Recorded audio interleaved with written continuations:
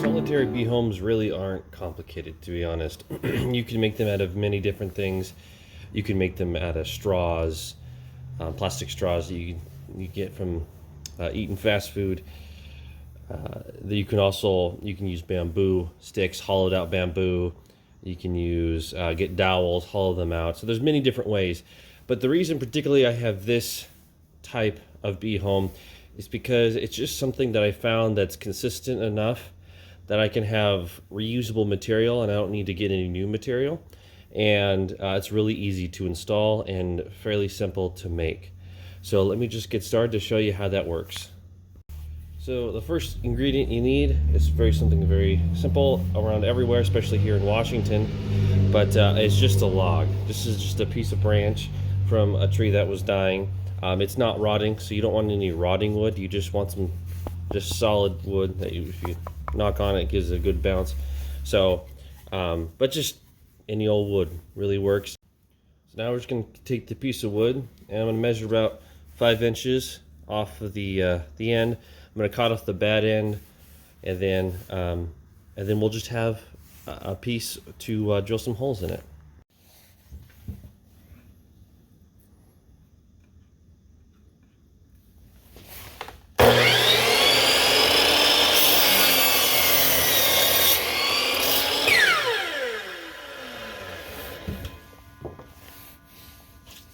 See, now it's nice and just smooth.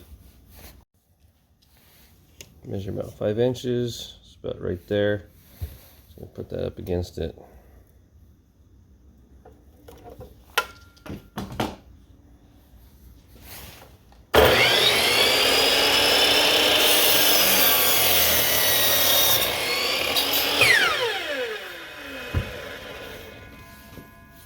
Now we just have a piece of log.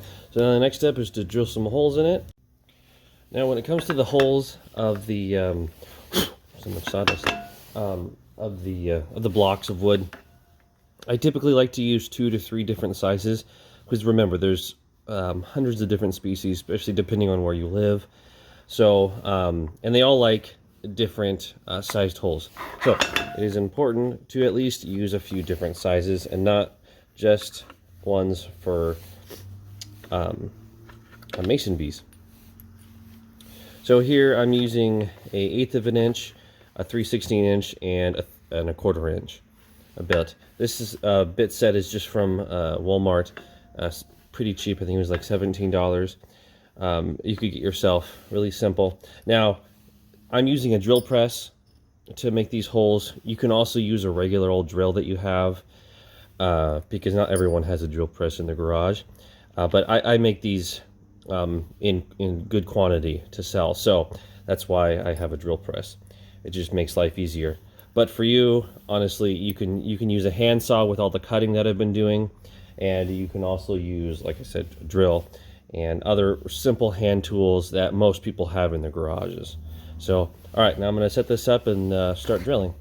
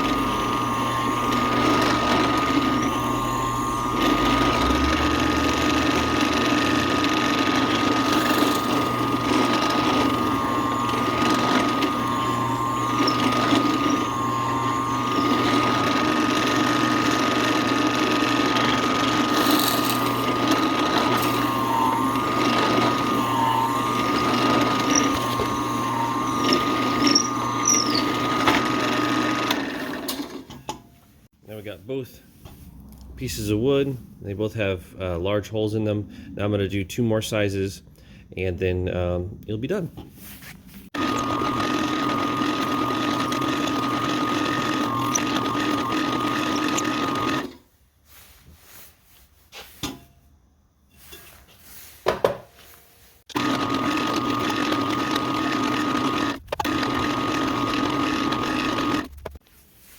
Now I'll get everything set up as the base here. So we have one with a bunch of holes, and another one with a bunch of different sized holes. Now, if you see some sawdust kind of inside a hole, or there's some strands, it's not perfectly smooth and sanded, that's okay. Some species will actually just take pieces of wood and use it inside their home. So don't worry about it if the hole is not super clean. You just don't want it completely gunked up. That's it. All right, now I'm going to show you where I just basically get my mounting plates. So very, very simple. I just take boring old regular pallet, and I cut off with the circular saw the 2 areas right here. So just like so.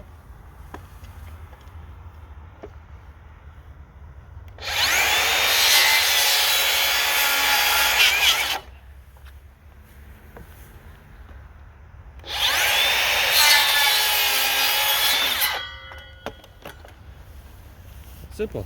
So now you got a mounting plate where you can put the 2 pieces of wood, and then you drill 2 holes on the side like I'll show you in a second, and you'll be good to go. Now for this, I usually cut it in half and make it into 2 small ones, but that's just me.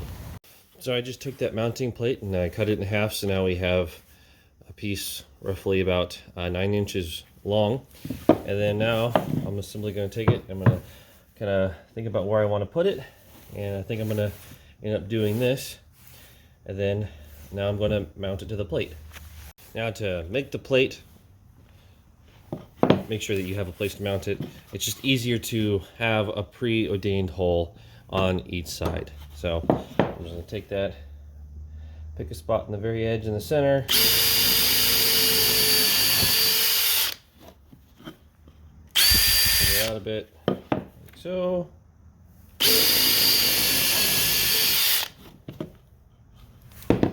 Easy peasy. So now you have 2 holes on the side, so now you can easily get a screw, honestly any screw, and put it to your fence, which again I'll show you later. So now we're going to mount it to the actual pieces of wood. So I take the 2 sides, I plop them on the ground like so, how I wanted it, and then it's going to go like this. Once I have that, I'm going to use a little bit of glue that's slightly water resistant. It's just wood glue. It won't harm the bees at all. So I put that on here. It just makes it last a little longer outside to make it stay to the plate. So place that on there. Make sure there's enough gaps on the side so you have enough room for a screw gun to screw the plate onto the wall. Press it down, and then now you can use a regular old screw to do this, but for me, I personally like to use a nail gun. So, because again, I do this a lot, so I need something a little more quick.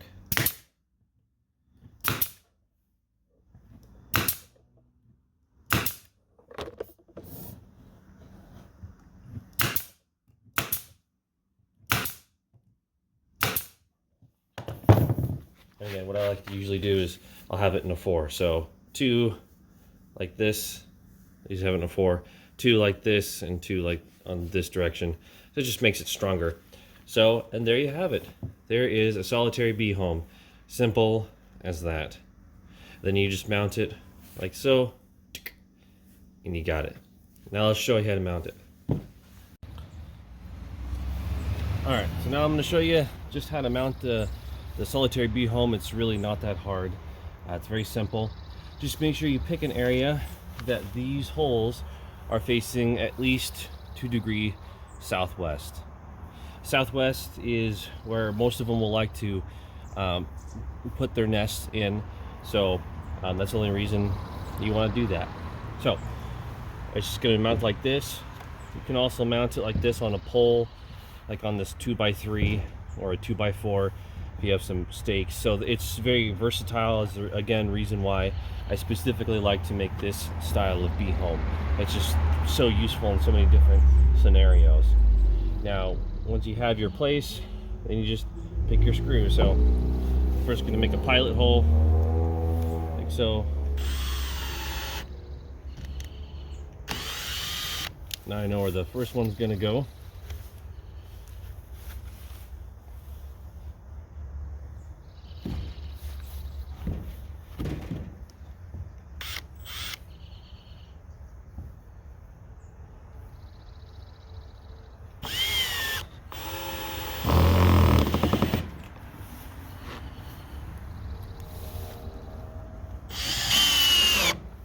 That's it.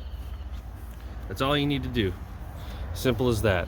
Now you just wait for the bees to come by in spring. Spring is almost here, and you'll get some nesting in there. Also, check out soon, if I haven't done so already, made some videos on how to make sure your bees have food in your area, so that they don't starve when you have a place like this. Because if you honestly have these bees, they're not going to come if you don't have any flowers. So again, that's a whole nother video. But lastly, if you want to, you don't have to, because in the wild, this is how it would work. Some people like to put rain protectors to protect the holes from the rain, too much water. Now, again, you don't have to.